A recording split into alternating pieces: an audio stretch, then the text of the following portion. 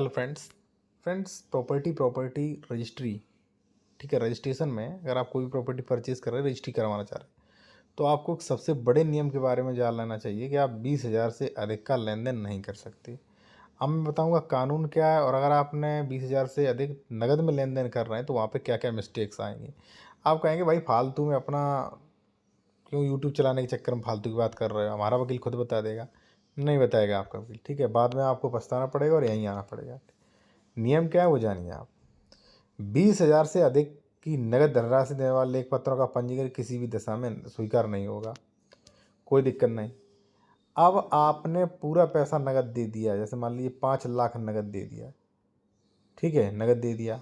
अब आप फंस गए कि भाई अब क्या करें, अब हम कहाँ से चेक से दें।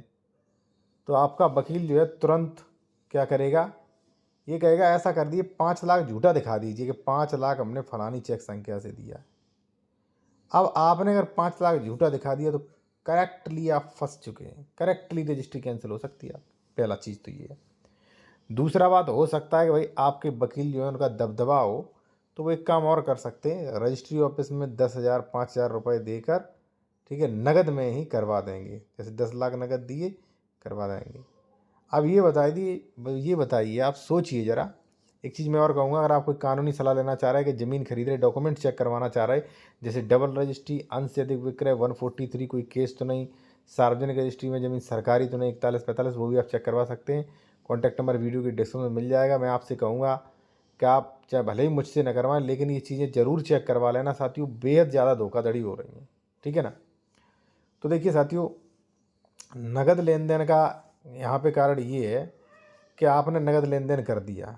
अब नगद जो लेन देन किया उसका रजिस्ट्री में कोई साक्ष्य नहीं होता है कि आपने नगद लेन देन किया। आप भले ही वीडियो बनाओगे तो हो सकता है कल से वो कहे कि वीडियो जिन्होंने रुपए देने के लिए बनाया है वो रुपए दूसरे थे, ठीक है। या मान लीजिए वो कह सकता है कि भाई वो रुपए जो है हमने लिए ही नहीं, उन्होंने वापस ले लिए, वीडियो में हमें दिए और फिर थोड़ी देर बाद वापस ले लिए हमसे, ठीक है। तो ऐसी कई समस्याएं आ सकती हैं। और रजिस्ट्री में जो खुला है कि भाई इस फलानी फलानी संख्या से चेक प्राप्त हो चुका है, और जब उसकी जांच होगी तो पता चलेगा यानी कि डायरेक्ट खाते में गए, ठीक है ना, तो वहाँ पे ये चीज़ें नहीं आएंगी साथियों। तो अगर आप ये सोच रहे हैं कि हमारे वकील ने करवा दी है नगद, तो वकील ने तो रिश्वत दे के करवा दी है।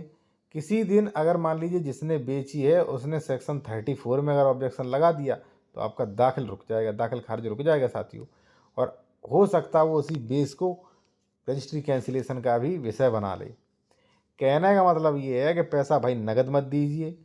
पैसा नगद देने के बाद फर्जी चेक मत खुलाइए। खुला दिया तो आपका भगवान ही मालिक है। मान लेना कि अगर विपक्षी ने मान लीजिए अगर कोई कार्रवाई कर दी, वहाँ पे आपको काफ़ी दिक्कत आएगी।